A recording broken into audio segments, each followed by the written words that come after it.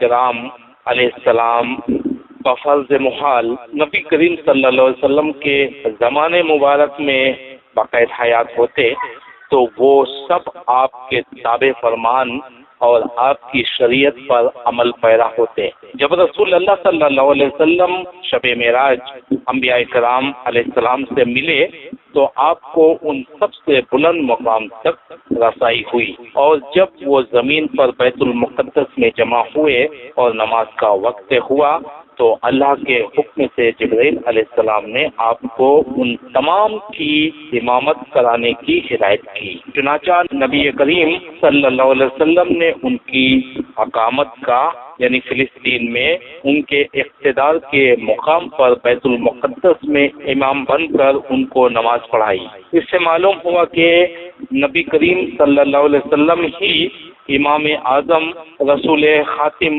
اور پیشوائے معظم ہیں۔ لاتعداد درود و سلام نازل ہوں ان تمام عظیم ہستیوں پر اور ان کے امام پر بھی۔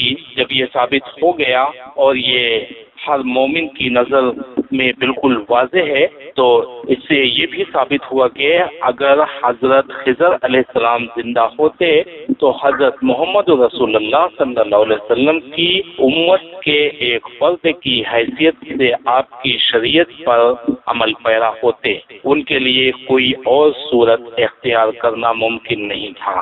حضرت عیسیٰ ابن مریم علیہ السلام کی مثال موجود ہے کہ جب آپ آخری زمانے میں آسمان سے نازل ہوں گے تو اسی شریعت محمدیہ پر عمل کریں گے، اس سے ذرا برابر پہلو تہی نہیں کریں گے، حالانکہ آپ ان 5 عظیم ترین پیغمبروں میں شامل ہیں جنہیں اولو العزم فرمایا گیا ہے، اور آپ بنی اسرائیل کے آخری نبی ہیں۔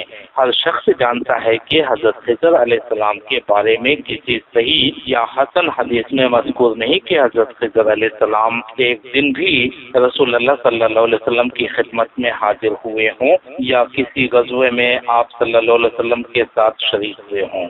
غزوہ بدر میں الصادق المصدوق حضرت محمد صلی اللہ علیہ وسلم نے اپنے رب سے فتح و نصرت کی دعا مانگتے ہوئے فرمایا، یا اللہ اگر یہ جماعت ہلاک ہو گئی تو اس کے بعد زمین پر کوئی تیری عبادت نہیں کرے گا۔ مسند احمد جلد 1 صفحہ 32 اور صحیح مسلم الجہاد باب الامداد بالملائکہ حدیث نمبر 1763۔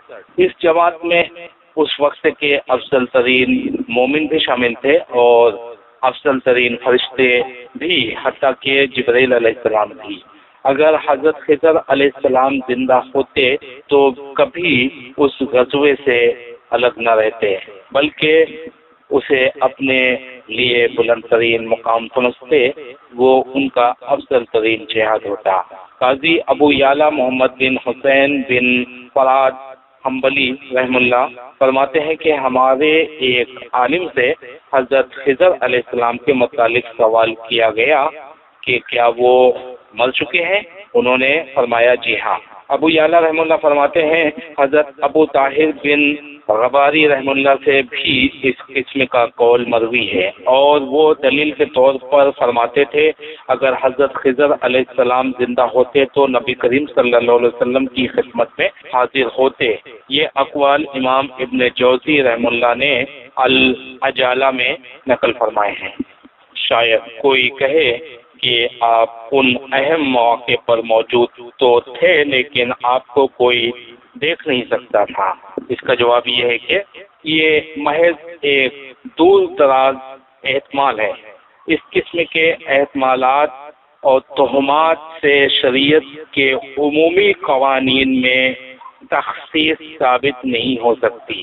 میں آسان لفظ کر دیتا ہوں، یہ لوگوں کی سوچ ہے لیکن اس کا خیال شریعت تھوڑی بن سکتا ہے، شریعت نہیں بن سکتی۔ تمہارا خیال ہے، تمہاری طبیعت ہے، تم سوچو، شریعت نہیں بن سکتی تمہاری طبیعت۔ پھر یہ سوال بھی اٹھتا ہے کہ آپ لوگوں کی نظروں سے کس لیے پوشیدہ ہیں؟ اگر آپ ظاہر ہوتے تو آپ کو ثواب بھی زیادہ ملتا اور آپ کا مقام بھی بلند تر قرار پاتا، اور یہ معجزہ زیادہ واضح اور مؤثر ہوتا۔ مزید برآں اگر آپ زندہ ہوتے تو قرآن مجید کی آیات اور رسول اللہ صلی اللہ علیہ وسلم کے فرامین کی تبلیغ کرتے، نبی کریم صلی اللہ علیہ وسلم کی طرف منسوب جعلی حدیثوں، بدعتیوں کے غلط عقائد اور تعصب پر مبنی اقوال کی تردید کرتے، مسلمانوں کے ساتھ نماز باجماعت، جمعہ اور جہاد میں شریک ہوتے، مسلمانوں کو فائدہ پہنچاتے اور ان کے مصائب دور کرنے کی کوشش کرتے، علماء اور حکام کی غلطیوں کو واضح کر کے انہیں راہ راستے پر قائم رکھتے، قوی دلائل اور صحیح مسائل کی تصدیق کرتے۔ آپ کے یہ اعمال کہیں زیادہ افضل ہوتے اس صورت حال سے جو ان کے بارے میں بیان کی جاتی ہے کہ وہ شہروں میں نظروں سے اوجھل رہتے ہیں اور صحراؤں اور جنگلوں میں گھومتے رہتے ہیں۔ اگر ان کی ملاقات ہوتی ہے تو غیر معروف افراد سے، اور وہ ایسے افراد کو اپنا ترجمان بنا کر ان کے ذریعے سے اپنے خیالات ہم تک پہنچاتے ہیں جن کا قابل اعتماد ہونا ثابت نہیں۔ جو شخص ہماری اس بات کو سمجھ لے گا اسے صحیح موقف اختیار کرنے میں کوئی تردد نہیں رہے گا۔ ہدایت اللہ کے ہاتھ میں ہے، وہ جسے چاہتا ہے سیدھی راہ دکھاتا ہے۔ ایک دلیل حضرت عبداللہ بن عمر رضی اللہ عنہما کی حدیث ہے کہ ایک رات رسول اللہ صلی اللہ علیہ وسلم نے عشاء کی نماز پڑھائی، پھر فرمایا تم یہ رات دیکھ رہے ہو، آج جو لوگ روئے زمین پر موجود ہیں 100 سال کے بعد ان میں سے ایک بھی باقی نہیں رہیں گے۔ لوگ رسول اللہ صلی اللہ علیہ وسلم کا یہ ارشاد سن کر گھبرا گئے اور سمجھے کہ قیامت آ جائے گی، جبکہ نبی کریم صلی اللہ علیہ وسلم کا مقصد یہ تھا کہ موجودہ نسل ختم ہو جائے گی، 100 سال کے بعد یہ لوگ زندہ نہیں رہیں گے جو ابھی زندہ ہے۔ صحیح البخاری مواقیت الصلاۃ حدیث نمبر 601، صحیح مسلم حدیث نمبر 2537۔ حضرت عبداللہ بن عمر رضی اللہ عنہما سے روایت ہے، انہوں نے فرمایا رسول اللہ صلی اللہ علیہ وسلم نے اپنی زندگی کے آخری ایام میں ایک رات عشاء کی نماز پڑھائی، سلام پھیر کر آپ نے فرمایا کیا تم یہ رات دیکھ رہے ہو، آج جو لوگ روئے زمین پر موجود ہیں 100 سال پورا ہونے پر ان میں سے کوئی بھی باقی نہیں رہے گا۔ مسند احمد جلد 2 صفحہ 112۔ حضرت جابر رضی اللہ عنہ سے روایت ہے کہ نبی کریم صلی اللہ علیہ وسلم نے اپنی وفات سے کچھ عرصہ پہلے یا 1 مہینہ پہلے فرمایا کسی زندہ جان یعنی انسان پر 100 سال پورے نہیں ہوں گے کہ وہ اس دن زندہ ہو۔ مسند احمد جلد 3 صفحہ 305۔ حضرت جابر رضی اللہ عنہ سے روایت ہے کہ نبی کریم صلی اللہ علیہ وسلم نے وفات سے 1 ماہ پہلے فرمایا وہ مجھ سے قیامت کے بارے میں پوچھتے ہیں، اس کا علم صرف اللہ کے پاس ہے۔ میں اللہ کی قسم کھا کر کہتا ہوں زمین پر آج موجود کوئی زندہ انسان نہیں کہ اس پر 100 سال کی مدت گزرے اور وہ پھر بھی زندہ ہو۔ مسند احمد جلد 3 صفحہ 322۔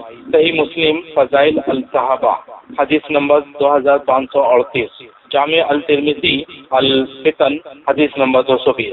امام ابن جوزی رحمہ اللہ فرماتے ہیں یہ صحیح احادیث حضرت خضر علیہ السلام کی زندگی کے دعویٰ کو بیخ و بن سے اکھاڑ دیتی ہے، یعنی حضرت خضر علیہ السلام کی زندگی کا جو لوگ دعویٰ کرتے ہیں، بڑے بڑے شیخ الحدیث جیسے لوگ جو دعویٰ کرتے ہیں، ان کے اس دعوے کو جڑ سے اکھاڑ پھینکتی ہے یہ دلیل، یہ جو روایت میں آپ سن چکے ہیں۔ علماء کرام فرماتے ہیں زن غالب یہی ہے، بلکہ دلائل کی روشنی میں یہ بات یقینی ہے کہ حضرت خضر علیہ السلام نے نبی کریم صلی اللہ علیہ وسلم کا زمانہ نہیں پایا۔